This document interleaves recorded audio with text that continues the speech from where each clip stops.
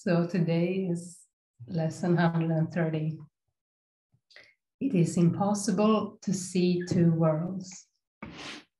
It is impossible to see two worlds. Perception is consistent. What you see reflects your thinking. And your thinking but reflects your choice of what you want to see. Your values are determiners of this. For what you value, you must want to see, believing what you see is really there. No one can see a world his mind has not accorded value. No one can see a world his mind has not accorded value. And no one can fail to look upon what he believes he wants.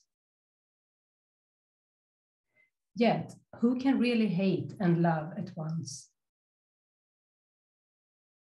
Who can desire what he does not want to have reality? And who can choose to see a world of which he is afraid? Fear must make blind, for this its weapon is, that which you fear to see, you cannot see. That which you fear to see, you cannot see. Love and perception thus go hand in hand, but fear obscures in darkness what is there.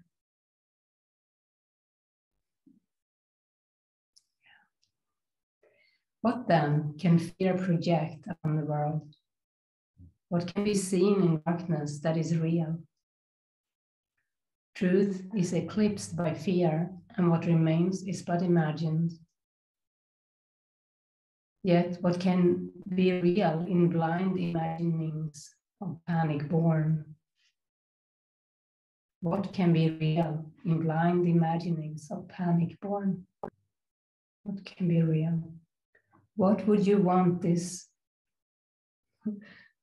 What would you want that this is shown to you? What would you wish to keep in such a dream? Fear has made everything you think you see. All separation, all distinctions, a multitude of differences you believe make up the world. Fear has made it. They are not there. Love's enemy has made them up. Yet love can have no enemy, so they have no cause, no being, and no consequence. They can be valued, but remain unreal. They can be sought, but they cannot be found. Today we will not seek for them, nor waste this day in seeking what cannot be found. It is impossible to see two worlds which have no overlap of any kind. Seek for the one and the other disappears, but one remains. They are the range of choice beyond which your decision cannot go. The real and the unreal are all there are to choose between, and nothing more than these. Wow. Today we will attempt no compromise where none is possible. The world you see is proof you have already made a choice, as all-embracing as its opposite. What we would learn today is more than just a lesson that you cannot see two worlds. It also teaches that the one you see is quite consistent from the point of view from which you see. It is all a piece because it stems from one emotion and reflects its source in everything you see. 6 times today, in thanks and gratitude, we gladly give 5 minutes to the thought that ends all compromise and doubt and go beyond them all as one. We will not make 1,000 meaningless distinctions, nor attempt to bring with us a little part of unreality as we devote our minds to finding only what is real. Begin your searching for the other world by asking for a strength beyond your own and recognizing what it is you seek. You can do that right now. Ask for a strength beyond your own and recognize what it is you seek. You do not want illusions, and you come to these 5 minutes emptying your hands of all the petty treasures of this world. You wait for God to help you as you say, "It is impossible to see two worlds. Let me accept the strength God offers me and see no value in this world, that I may find my freedom and deliverance." God will be there, for you have called upon the great unfailing power which will take this giant step with you in gratitude. Nor will you fail to see his thanks expressed in tangible perception and in truth. You will not doubt what you will look upon, for though it is perception, it is not the kind of seeing that your eyes alone have ever seen before. And you will know God's strength upheld as you made this choice. Dismiss temptation easily today whenever it arises, merely by remembering the limits of your choice. The unreal or the real, the false or true is what you see and only what you see. Perception is consistent with your choice, and hell or heaven comes to you as one. Accept a little part of hell as real, and you have damned your eyes and cursed your sight, and what you will behold is hell indeed. Yet the release of heaven still remains within your range of choice, to take the place of everything that hell would show to you. All you need say to any part of hell, whatever form it takes, is simply this: "It is impossible to see two worlds. I seek my freedom and deliverance, and this is not a part of what I want." Beautiful. So we practice now. We make this statement to any thought, any false perception. I seek my freedom and deliverance, and this is not a part of what I want. And we go within now. We search for the other world by asking for a strength beyond our own. And we want to recognize that this is what we seek. We cannot rely on our own strength.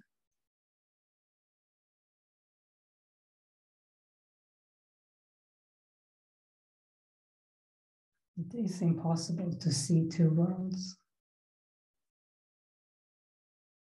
So we may just take a little more than 5 minutes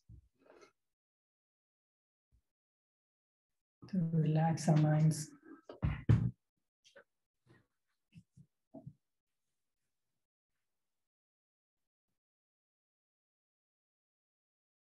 And dismiss the world of doubt. Because as long as we keep it, we cannot see anything else. We can drop it like a hot potato. Just let it go.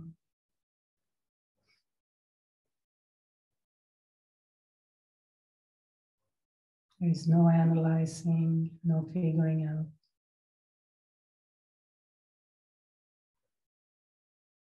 Just release it.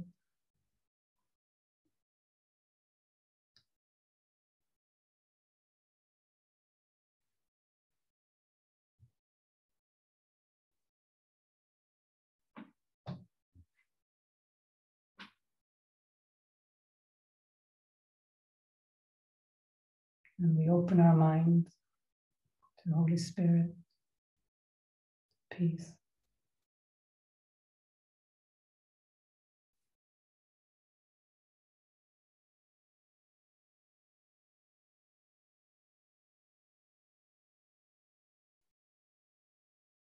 And the Holy Spirit is present in our minds, supporting each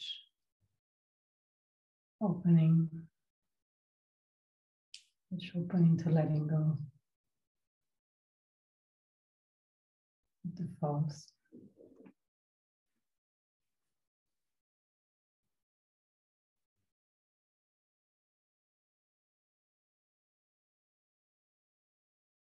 So this lesson is really, really helpful. It's so helpful. It describes that we don't see. There is fear in the mind. We don't see at all. We see something imagined, something distorted, something utterly false. We see something that isn't there. If there is fear in the mind, it isn't there. It is not even shared. Nobody else can join you in it. It's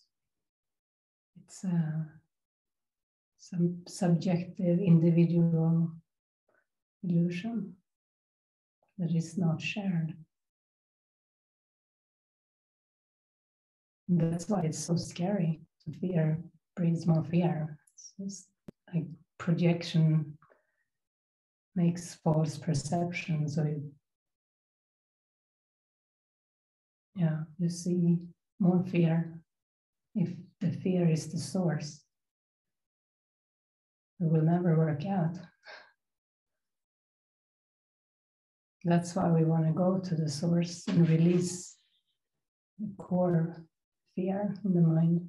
We can do that easily, just by willingness. Just in the present moment, just notice if there is fear or anything else uncomfortable, discomfort, or anger, or attack thoughts, anxiety, or whatever. And you can only release it in the present moment. You cannot say you're going to do it tomorrow.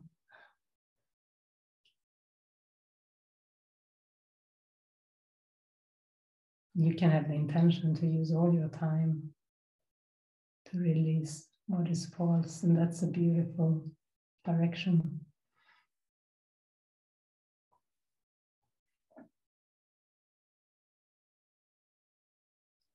And he's even saying love and perception go hand in hand. Fear makes blind. So when you are in fear, you don't see anything. When you're in love, you perceive truly. You see true perception.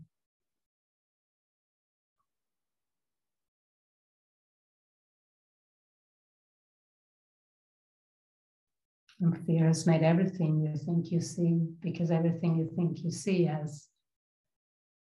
is separate, a separate thing apart from you. That's why true seeing is different. It's an experience. It comes from the higher mind.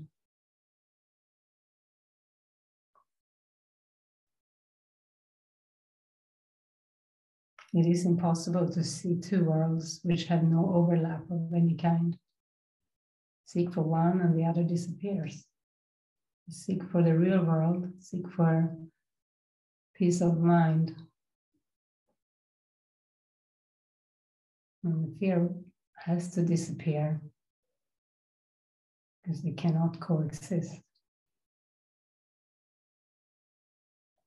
And you can practice in the present moment, and even if the fear comes back, so be it, and we practice again.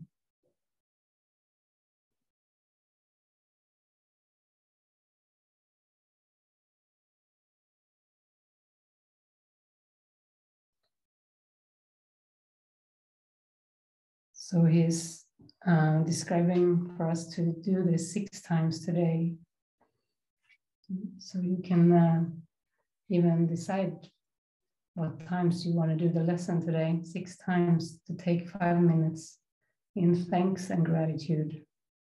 Give 5 minutes to the thought that ends all compromise and doubt. Go beyond them all as one.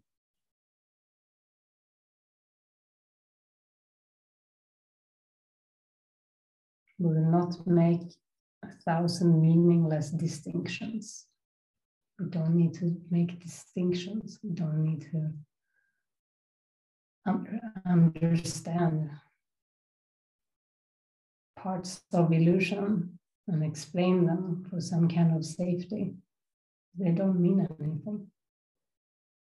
It's not safety.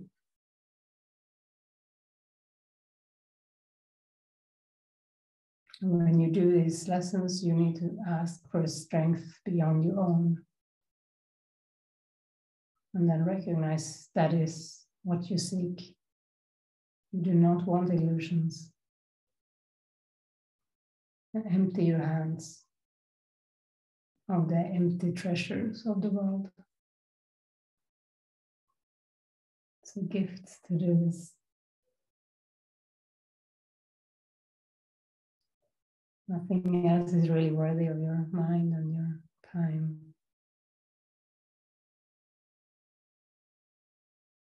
But it's okay to live your days, but to do this practice is gonna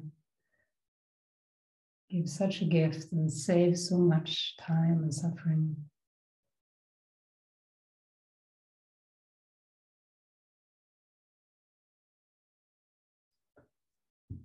So I think it's a really good one.